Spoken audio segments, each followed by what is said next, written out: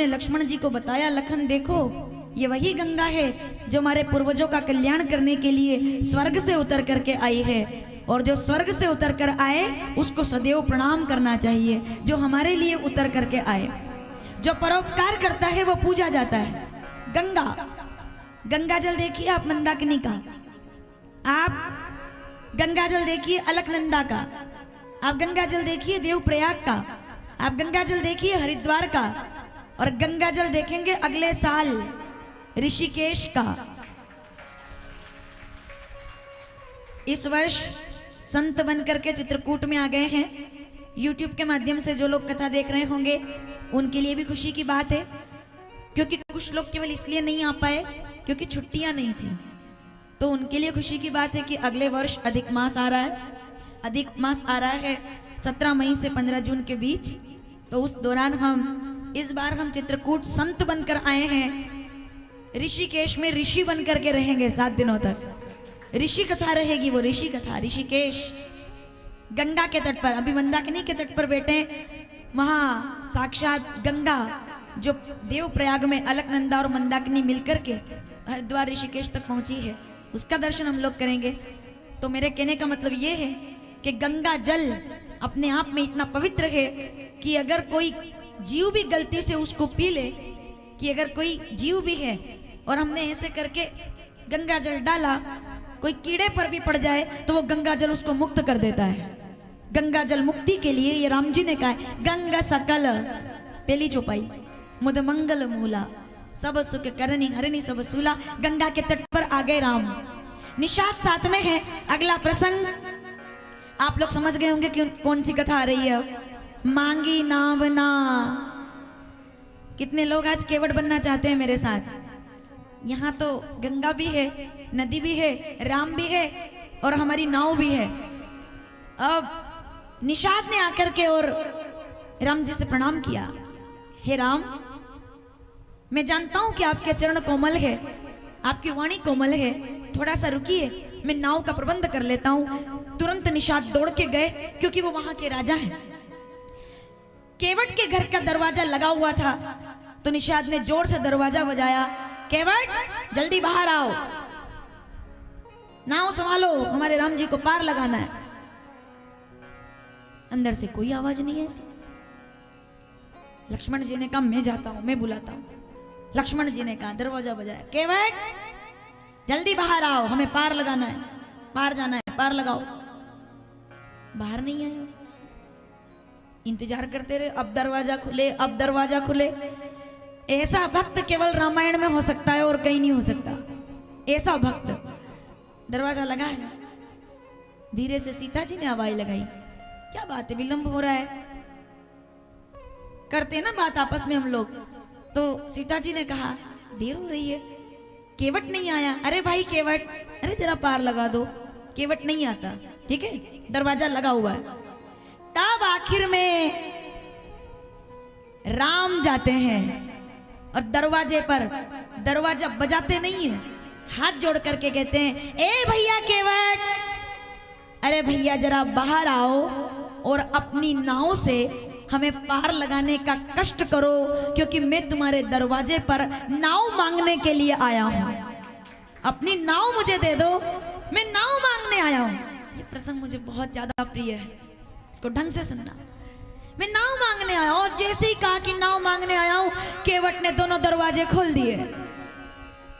चौपाई पढ़ लीजिए आप, रामचरितमानस अयोध्या कांड 99 दोहा, पहली चौपाई। दरवाजा खोल दिया। इसके पहले कि केवट कुछ बोलता, 4 लोग सामने खड़े हुए थे। कौन? निषाद, लखन, जगदम्बा सीता और श्री राम। दरवाजा खोला, कोई प्रणाम नहीं, कोई नमन नहीं, ऐसे खड़ा हो गया बाहर आकर। तो निषाद ने कहा, क्यों रे भाई, पिछले 2 घंटे से हम दरवाजा पीट पीट करके कह रहे थे दरवाजा खोलो, दरवाजा खोलो, तब तक तू बाहर नहीं आया, लेकिन हाँ इन्होंने आवाज लगाई तो तू बाहर आ गया। तो केवट ने कहा, किसी चक्कर में मत रहिएगा, मैं क्या देखने बाहर आया हूं। मैं आपकी आवाज सुनकर बाहर नहीं आया, मैं लखन लाल की आवाज सुनकर बाहर नहीं आया जो भी बोल रहे थे, मैं कोई बेटी जो बोल रही थी उनकी आवाज सुनकर बाहर नहीं आया। मैं इनकी आवाज सुनकर बाहर नहीं आया हूं, फिर मैं तो इनके शब्द सुनकर बाहर आया हूं। आवाज में और शब्द में फर्क होता है। मैं आवाज सुनकर हर बार रुक करके मुड़ करके देखा नहीं जाता, देखा ये भी जाता है कि पुकारा किसने है। हर बार मुड़ा नहीं जाता, देखा ये भी जाता है कि पुकारा किसने है। ध्यान से सुनना, क्यों दरवाजा खोला है? अरे मैं तो ये देखने के लिए आया हूं कि मैं 50 साल का हो गया हूं, 55 साल का हो गया हूं या 60 साल का हो गया हूं, आज तक जितने लोग मेरे दरवाजे पर आए आदेश करते हुए आए कि नाव से पार लगाओ, पार लगाओ, पार लगाओ। पहली बार कोई मेरे दरवाजे पर नाव मांगने के लिए आया है। मैं तो ये देखने आया हूं, मांगने कौन आया है मेरे द्वार पर? हम जैसे लोगों को भी कोई कुछ मांग सकता है क्या? हम तो स्वयं मांगने वाले हैं ना। मैं मांगता हूं सबसे। पहली बार मुझसे आज कोई, क्या कहा बाबा ने? चौपाई सुनिए एक साथ। मांगी नावना। अब तक जितने बोल रहे थे केवट नहीं आया, राम जी ने मांगा तो केवट बाहर आया। क्यों? क्योंकि इन्होंने मेरा नहीं, मेरे काम का सम्मान किया है। मैं इनका दर्शन करने के लिए बाहर आया हूं। किसी से बोलने का तरीका आपको इंसान बनाता है। एक बात हमेशा याद रखिएगा, वाणी ऐसी बोलिए मन का आपा खोए। किससे आप कैसे बोल रहे हैं, किससे आप कैसे बात कर रहे हैं, चाहे वो छोटा व्यक्ति क्यों ना हो। छोटे व्यक्ति से मेरा कि वो किस प्रकार का काम करता है। छोटे व्यक्ति से मेरा मतलब है उम्र में कम, क्योंकि कोई भी व्यक्ति दुनिया में छोटा नहीं होता। आयु में छोटा हो सकता है, हम 50 के हैं तो कोई 30 का हो सकता है, कोई 20 का हो सकता है। पर ये जो लोग कहते हैं ना कि छोटा आदमी बड़ा आदमी, आयु में कहा जा सकता है। काम में कोई व्यक्ति छोटा नहीं होता, क्योंकि जहां सुई काम आती है वहां तलवार काम नहीं आती। जिसका काम जो कर सकता है वो उसी में बड़ा माना जाता है। ठीक है, कोई व्यक्ति छोटा बड़ा नहीं होता। हम चल सकते हैं, लेकिन अगर चप्पल टूट जाए तो नंगे पैर चलना पड़ेगा, ठीक नहीं कर पाएंगे। इस मंच से एक बात कहना चाहूंगी मैं, अगर चप्पल पहन करके चलना बड़ी बात है तो उस टूटी हुई चप्पल को ठीक करना उससे ज्यादा बड़ी बात है। जो आपकी टूटी हुई चप्पल ठीक कर सके वो ज्यादा प्रणाम का अधिकारी है। रोड पर चलना अगर बड़ी बात है, सड़क पर चलना बड़ी बात है। पीछे तक के वो लोग इसको ध्यान से सुनिएगा। सड़क पर चलना अच्छी बात है, लेकिन लोगों के लिए चलने लायक सड़क पर सफाई करना वो ज्यादा बड़ी बात है। कि कोई चले तो उसके पैर में कंकर ना आए। प्लास्टिक की पन्नियां उठाने वाले लोग, कचरा उठाने वाले लोग, नालियां साफ करने वाले लोग, जूते सिलने वाले लोग,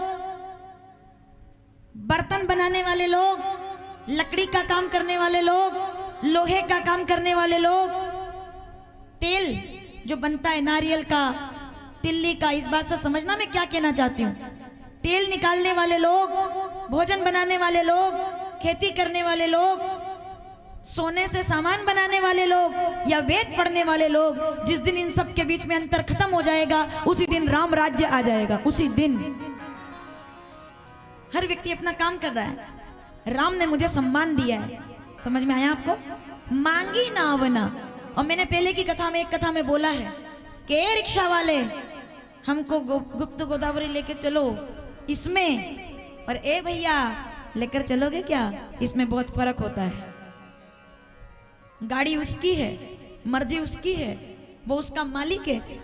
मैंने हमेशा एक बात कही है कि अगर कोई व्यक्ति आपके यहाँ नौकरी कर रहा है, वो अगर आपके घर का नौकर है तो इस पर हमेशा ख्याल करना कि वो आपके घर का नौकर है पर अपने घर का मालिक है। उसका भी कोई आत्मसम्मान है। जो आपके घर का नौकर है वो आपके घर का नौकर इसलिए है क्योंकि वो अपने घर का मालिक है। अपने बच्चों को 2 रोटी खिलाने के लिए वो आपके घर में झाड़ू लगा रहा है, तो कभी भी उसको इस बात का महसूस मत होने दो कि वो कोई ऐसा काम कर रहा है जो मैं एक अच्छी बात बताती हूँ आपको। राम जी ने उससे ये नहीं पूछा कि तुम क्या करते हो, नाम भी नहीं पूछा। इस पूरी सभा में किसी को केवट का नाम याद भी नहीं होगा कि केवट का वास्तविक नाम क्या था। मेरी तरफ ऐसे मत देखिए, मुझे भी नहीं याद है। मुझसे पूछने आओगे फिर आप, मुझे भी नहीं याद है। उसका कारण है, जब मेरे राम जी को याद नहीं है तो हमें क्यों याद होगा। राम कहते हैं मुझे नाम से मतलब नहीं है, मुझे तो काम से मतलब है कि तुम काम कैसा करते हो। अभी दिक्कत क्या है ना, एक बात आप लोगों से कहना चाहती हूँ, अगर आपको अच्छा लगे तो इस पे विचार कीजिएगा। जब आप किसी के घर जाते हो या आप कोई पहली बार आपके घर आता है जिसको आप नहीं जानते, है ना, आपका कोई दोस्त है, आपका बेटा है, उसका कोई दोस्त है या उसका कोई दोस्त है, वो साथ में है पहली बार। जब हम किसी से बात करते हैं आज के जमाने में, तो पहले उसका नाम पूछा जाता है, फिर धीरे से पूछते हैं करते क्या हो। पूछते हैं ना, सब पूछते हैं क्या करते हैं भैया, अच्छा दोस्त है तुम्हारा, क्या करते हो बेटा, अच्छा तुम्हारा भाई है, क्या करते हो। उसको आपके करने से कोई लेना देना नहीं है। हम इसलिए पूछते हैं ताकि इस बात का अंदाजा लगा सके कि किसको कितनी इज्जत देनी है उसके काम के हिसाब से। अगर दोस्त ने बोल दिया कि ये इंजीनियर है, ये अफसर है, ये बड़े पद पर है, तो तुरंत सोफा उसके सामने रख देंगे कि इधर बैठो। और अगर उसने गलती से कह दिया कि नहीं भाई ये तो ठीक है, भी कोई काम कर रहा है ऐसा वैसा, उस काम से पता कर लेते हैं लोग कि इसको कितनी इज्जत देनी है, इसको कितना सम्मान देना है। ये समाज, ये कड़वी सच्चाई है हमारी, और ये इतनी कड़वी सच्चाई है, ये आप लोग भी समझ गए होंगे मैं क्या कहना चाहती हूँ। कोई व्यक्ति अगर आपसे पूछ रहा है कि क्या काम करते हो, उसको आपके काम से कोई लेना देना नहीं है, वो तो ये पता लगाना चाहता है कि कितनी इज्जत देनी है काम के अनुसार। छोटा है कि बड़ा है, महंगा काम करता है कि सस्ता काम करता है, नाव का मालिक है कि खाली नाव चलाता है, गाड़ी का मालिक है कि ड्राइवर है, जूते की फैक्ट्री बनाता है कि जूते सिलता है, दोनों के लिए सम्मान अलग अलग हो जाएगा समाज में, दोनों के लिए। जिस दिन ये भेद खत्म हो जाए, समझ लीजिए कि हृदय में राम उतर कर आ गए हैं, क्योंकि सिया राम मैं सब जग जानी करो प्रणाम। वैश्विक चौपाई है रामचरितमानस बालकांड 7वां दोहा पहली चौपाई। जो इस कड़ी को तोड़ दे उनका नाम राम है। केवट को कहा ए भैया मांगी नाव ना, दरवाजा खोल दिया केवट ने, श्री राम जय राम। वो बाहर निकल करके आया केवट। केवट ने कहा मैं तो उनको देखने आया हूं जिन्होंने मुझसे नाव मांगी है। इतना सम्मान, किसी के श्रम का सम्मान करना सीखिए, राम आपका सम्मान करेंगे। किसी की मेहनत का सम्मान करना सीखिए, राम आपका सम्मान करेंगे। तो राम जी मुस्कुराए, भैया जरा पार लगा दो, हमको पार जाना है। केवट तुरंत कहता है मैं बिल्कुल पार लगा देता, लेकिन अभी तो मेरी छुट्टी चल रही है, अभी नाव ठीक नहीं है, मैं पार नहीं लगा सकता। तब पहली चौपाई पढ़ी है, मांगी नाव ना केवट आना। तो निषाद ने कहा, आहा अगली पंक्ति आपको आनंद देगी। निषाद ने कहा तुम शायद इनको जानते नहीं हो, ये कौन है। अयोध्या के राजकुमार हमारे दरवाजे पर आए हैं और तुम नाव देने से मना कर रहे हो। निषाद को लगा कि राम जी क्या सोचेंगे मेरे बारे में, कि मेरे लोग अपने कंट्रोल में नहीं है, मेरे ही सामने मना कर रहे हैं कि नाव नहीं दूंगा। तो निषाद ने आगे आकर बोला, बोले तुम जानते नहीं हो इनको, ये कौन है। केवट ने कहा वही तो गड़बड़ है, अगर नहीं जानता तो अब तक पार लगा देता। मेरा तो काम है लोगों को पार लगाना, पैसा लेता पार लगा देता, कोई बड़ी बात नहीं थी। पर दिक्कत यह है कि बहुत अच्छे से जानता हूं इसलिए पार नहीं लगाऊंगा। अगली पंक्ति देखो, कहीं तुम्हार मरम में जाना मांगी नाव ना। अगर नहीं जानता ना तो ठीक था, पर इनके बारे में जानता हूं, मुझे आपके बारे में सब पता है। अब यहां मैं चाहूं तो आपको सीधे सीधे आगे कथा बढ़ा सकती हूँ। विद्वान लोग बैठे हुए मेरी बात को ध्यान से सुनिएगा। दो तरह के लोग होते हैं समाज में, दो तरह के। एक इस बात को सुनकर घबरा जाते हैं और दूसरे इस बात को सुनकर मुस्कुरा जाते हैं। अगर कोई व्यक्ति आपसे बोल दे कि रहने दो मेरे को आपके बारे में सब पता है, अगर कोई आपसे बोले कि भैया मैं ये हूं और किसी ने बोल दिया अरे मेरे को पता है, आप खुद जान जाएंगे। अगर आपने जीवन में कभी कोई गलत काम किया ही नहीं है तो आप घबराएंगे नहीं कि क्या पता होगा, ज्यादा से ज्यादा इसको क्या पता होगा मेरे बारे में। तो आसपास के लोगों ने कहा ऐसा क्या जानते हो जो इतना चैलेंज करके बोल रहे हो कि कहाँ ही तुम्हारे मरम में जाना? तो केवट ने कहा मैं इनके बारे में जानता हूं। तो राम जी घबराए नहीं, मुस्कुराए, क्योंकि उनको पता है कि जो भी पता होगा अच्छा ही पता होगा। इसलिए जीवन में जो भी करो ऐसा करो कि पता भी हो तो अच्छा पता हो। समझ में आ रहा है? पता भी हो तो अच्छा पता हो। तो श्री राम जी मुस्कुरा दिए। तो लखन ने कहा तुमको ऐसा क्या पता है जो हमको नहीं पता? तो केवट ने कहा सुनिए, इनका मरम मैं जानता हूँ। ये वही राम जी है ना जो किसी पत्थर पर पैर रखते हैं तो उसको नारी बना देते हैं, मुझे ये पता है। आहा क्या चौपाई है। छुअत सिला। अब यहां शंकर जी की आंखों में आंसू आ गए कि बरसों बरसों तक वाम भाग में बिठाकर देवी जी बोलकर जो बात में अपनी पत्नी को नहीं समझा सका कि राम भगवान है, वो एक अधम जाति का अनपढ़ केवट बिना बताए समझ गया कि राम भगवान है। मैं सती को नहीं समझा सका कि राम भगवान है। आज शंकर जी ने केवट को प्रणाम कर लिया। हर हर, इसको ढंग से सुनो, प्रणाम कर लिया कि सती का त्याग किया था। आज मैं केवट को प्रणाम करता हूं। क्यों?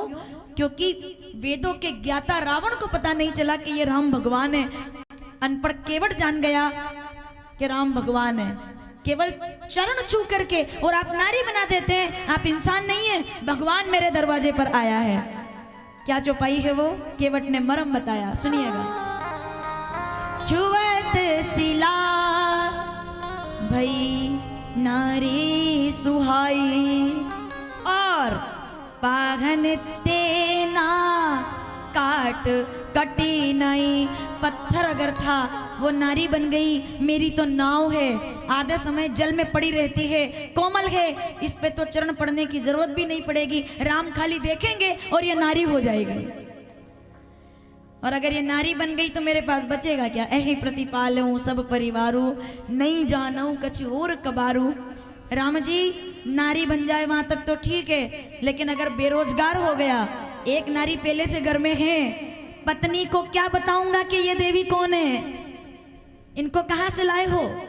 इसलिए राम जी को समझा रहा हूं कि मेरी नाव में मत बैठो। आगे सुनना, राम जी को समझा रहा हूं कि मेरी नाव में मत बैठो, घर जाकर क्या बताऊंगा? तो लक्ष्मण जी ने कहा पत्नी को समझाना में कौन सी बड़ी बात है जो राम जी को इतनी देर से समझा रहे हो? और जितने लोग इधर बैठे हैं जरा वो बताएंगे अपने अनुभव से। तो केवट ने क्या बोला? अगर ठीक से समझ में आ जाए तो सोचना। केवट ने क्या बोला? बोले राम जी को समझाना बहुत सरल है, पर भगवान को समझाना सरल है, पर पत्नी को समझाना सरल उसको नहीं समझा पाऊंगा, इसलिए इनको समझा रहा हूं। उसको नहीं बता पाऊंगा कि देवी कौन है। वो पूछेगी कि कोई नाव भी नारी बनती है क्या, मैं उसको नहीं समझा पाऊंगा। तो केवट ने और शंकर जी की तरफ मानो इशारा करके कहा हो, कभी युगों युगों में कहीं किसी कल्प में सुना हो, क्योंकि अलग अलग अवतार हुए ना, रामायण एक बार तो हुई नहीं। तो शंकर जी जैसे ही केवट ने कहा कि पत्नी को नहीं समझा सकता, तो शंकर जी मुस्कुरा दिए, बोले ये तो बिल्कुल ठीक बात है, इसमें तो कोई शंका नहीं है। जब शंकर जी नहीं समझा पाए तो केवट कहाँ समझा लेगा? कहाँ ही तुम्हारा मरम में जाना। छुअत सिला भई नारी सुहाई, पाहन तेन काट कठिनाई। लक्ष्मण जी कहते हैं भैया देर हो रही है, देखो हमें जाना है, जल्दी कुछ भी करो पर पार लगाओ, जो भी है पार लगा दो। अच्छा, तो केवट ने कहा चलो ठीक है, जो प्रभु पार अवसिगा चाहूं, अगर आपकी मर्जी है कि जाना है तो एक ही उपाय है। क्या उपाय है? एक काम कीजिए, मैं आपके चरण धो करके, मैं जानता हूं कि चरणों में जादू है, चरण धो करके और केवल इतना चाहता हूं कि जो प्रभु पार अवसिगा चाहूं, चरण सरोज पखारन दयहूं। मुझे अपने चरणों को धोने दीजिए, मैं चरणों को धोऊंगा, धूल को खत्म करूंगा, उसके बाद आपको नाव में बिठाऊंगा, तो मेरी बात भी रह जाएगी और आपकी बात भी रह जाएगी, पार लगा दूंगा, बस बात इतनी सी है। लक्ष्मण जी ने कहा देखो भैया देर हो रही है, ये सब करने में तो कई वर्ष बीत जाएंगे यहाँ, क्योंकि तुम तो चरण धोओगे, फिर वो जल को लेकर के तुम जाओगे, फिर तुम उसका निरीक्षण करोगे कि कौन से कण है इसमें जो नारी बनाते हैं, इसमें बहुत समय लग जाएगा। ए भैया जल्दी पार लगा दो, अब बड़ी देर हो रही है। निषाद ने कहा देर हो रही है केवट, जल्दी पार लगा दो। तुम देखते नहीं ये पार होने के लिए खड़े हुए हैं। तो केवट ने कहा मैं भी तो यही चाहता हूँ कि ये भी समझे कि जैसे ये पार होने के लिए खड़े हैं वैसे हम भी तो पार होने के लिए खड़े हैं। पार होने में और पार होने की प्रतीक्षा में कितना समय लगता है ये भगवान को भी पता चलना चाहिए कि इंतजार, प्रतीक्षा भवसागर से छूटने की, सागर से पार होने की। अरे इनके पास तो फिर भी नाव है, हम तो बिना नाव के बैठे हुए हैं यहाँ, हम भवसागर से पार कैसे जाएंगे? इसीलिए तो मैं चाहता हूँ कि प्रतीक्षा करें। राम जी कहते हैं भैया केवट देर हो रही है, एक काम करो, कृपा सिंधु आहा क्या बात है, प्रबल प्रेम के पाले पड़कर प्रभु को नियम बदलते देखा, अपना मान टले टल जाए भगत का मान न टलते देखा। राम हार गए, केवट जीत गया।